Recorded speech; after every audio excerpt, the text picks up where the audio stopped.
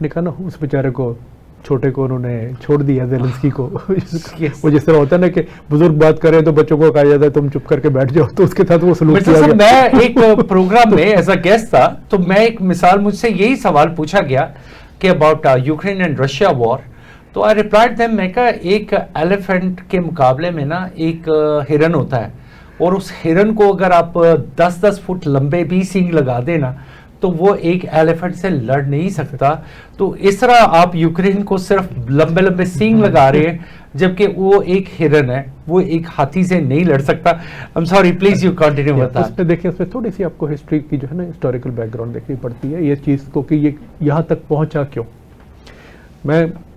अपने काफ़ी अर्सा 7 साल मैंने गुजारे उस एरिया में, वहाँ पे रीजन में, तो मैंने इन लोगों को बड़ा करीब से देखा। और ये पुराने, जब हम अफगान वॉर लड़ रहे थे 79 उस टाइम पे, तो एक चीज़ आप याद रखें कि यूक्रेनियन भी स्लाव्स हैं, रशियन भी स्लाव्स हैं, पोलिश भी स्लाव्स हैं, और बात में, और यूगोस्लाविया, चेकोस्लोवाकिया में भी स्लाव्स, डिफरेंट ट्राइब स्लाव्स थे।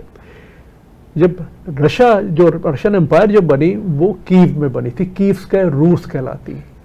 तो वो जो यूक्रेनियन जो स्लाव्स थे उन्होंने अपने आप को ऊपर उठाया, तो उस वक्त से इनके अंदर अपने सुपरियरिटी का बड़ा वो है कि we are superior than other Slavs. और ख़ास तौर पे रशिया के साथ इनकी मेमोरीज कोई इतनी अच्छी नहीं है, स्टालिन की वजह से और चीज़ों की वजह से। तो इन्होंने जब ये अलहदा हुए तो ये हमेशा से यूक्रेनियन अपने आप को ज़रा आगे बाकी रशियन से समझते थे, हालांकि हमेशा साथ रहे सारा कुछ, लेकिन इनकी कभी भी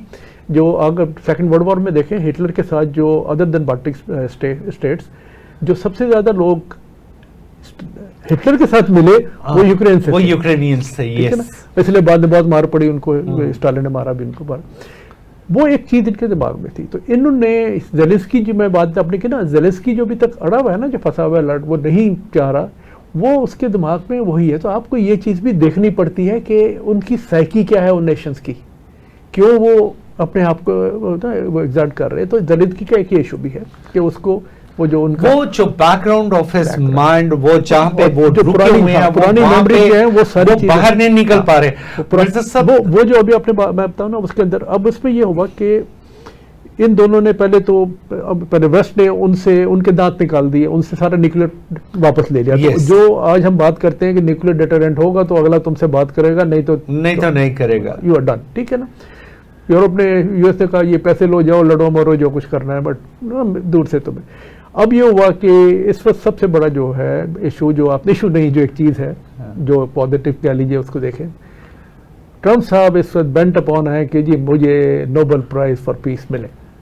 and he called and for that he is calling the difference, even the Cambodia they are उन्होंने इवन जो कमेटी है उसके चेयरमैन को कॉल किया कि जी मुझे नो अभी आपने अखबारों पढ़ा था। they are just trying, so this is अभी ये इस वक्त उसकी ज़रूरत है, इसमें कोई स्ट्रेटेजिक पार्ट नहीं है, इसमें उसकी एक पर्सनल ज़रूरत है कि मेरी एक कलगी लगे, ठीक है ना। अब वो इसलिए करवाना चाहते हैं, कल को इसको मिल जाता है, वो अनाउंस करते हैं हाँ जी ये पीस प्राइज मिल गया, और ये किसी तरीके से इसको सेटल कर देता है, उसके बाद आप देखिए कि दोबारा से कहेंगे अच्छा दोबारा मिलते हैं। सो द इशू इज कि ये जो चीज़ थी जो आपने कहा ना कि उसको छोड़ के मिल रहे हैं, एक चीज़ जो हमेशा से मिसकैलकुलेशंस करते रहे वाले से वेस्ट में, वो चीज़ ये जो हमारे जो एशियन कंट्रीज है ना, इनकी हिस्ट्री है। देखिए जिस नेशन की हिस्ट्री होगी ना, वो इतने आराम से वो नहीं, आप इतना सा मुल्क था ना वियतनाम, कितने साल तक लड़ते रहे, फ्रेंच भी और अमेरिकन भी मार खा के बाहर निकल आए, ठीक है ना। रीजन वाज कि वो एक पुरानी हिस्ट्री है, they are carrying a legacy, ठीक है, हिस्ट्री की। वो ये सब जो हिस्ट्री वाली कंट्रीज हैं वो इतने आराम से नहीं, तो Russia had a history, still has a history, ठीक है। तो आप ये ना समझें कि जी ये हम कर लेंगे, तो रशिया के लिए तो ठीक है, उन्होंने बता दिया तुम और 10 साल लड़ना चाहते हो, हम मौजूद है, हम वहाँ पे मौजूद हैं, वी आर हियर। सो ये चीजें इट्स नाउ मिस्टर साहब, मुझे एक और क्वेश्चन पे इमीडिएटली जंप करना पड़ रहा है, क्योंकि वो भी एक बड़ा इंपॉर्टेंट क्वेश्चन है, और I don't feel like we get very tight with the time schedule. Sir,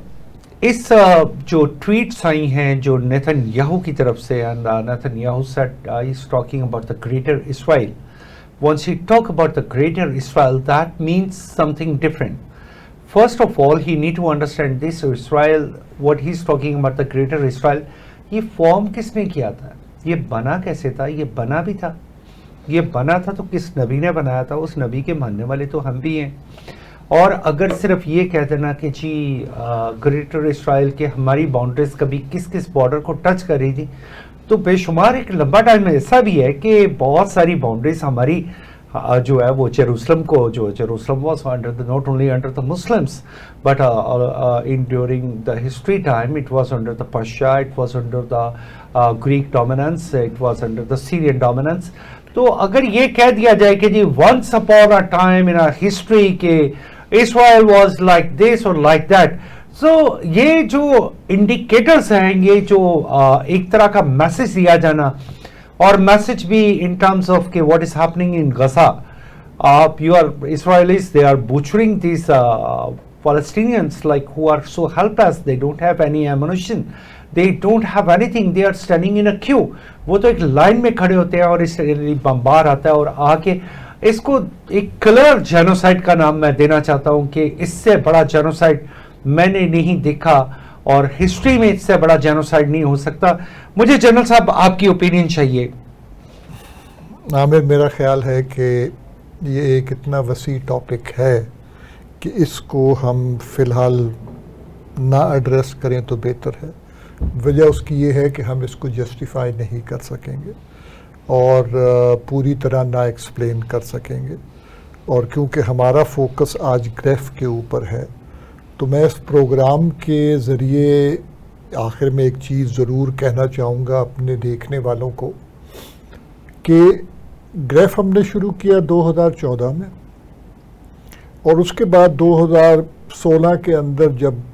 आ गया, 2017 में जब ये कोविड आ गया,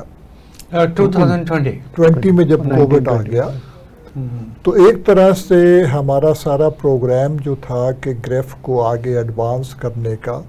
वो एक बैकफुट पे चला गया और हमें मजबूरन सारा कुछ ऑनलाइन या थ्रू वेब सेमिनार्स करना पड़ गया।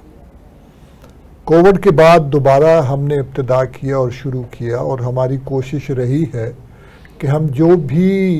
प्रपोज़ल बनाते थे वो हम गवर्नमेंट को और मुख्तलिफ इदारों को से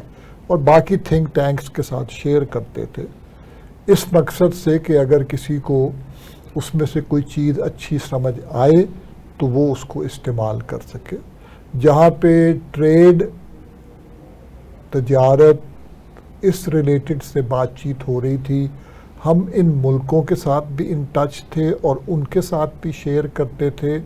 और उनके साथ भी हम मिलकर फिर जो भी रिकमेंडेशन बनाते थे वो हम गवर्नमेंट को और इदारों को शेयर करते थे। इदारों से मुराद बाकी थिंक टैंक्स के वो भी इस पे सोचें, समझें और इस पे कुछ करें। लेकिन हमने देखने को ये मिला कि जी उनकी तरफ से कुछ इतनी हौसला अफजाई नहीं हुई। फिर हमने इरादा किया और पिछले आप कह लें 2 साल से, सिंस इस इदारे में हमारे ग्रेफ के अंदर मेरे अलावा जिसका ताल्लुक पुराना फ़ौज से है और मेरा अपना कोई कारोबार नहीं है, हमारे बोर्ड के तमाम मेंबरान जितने हैं वो तमाम कारोबार से ताल्लुक़ रखते हैं।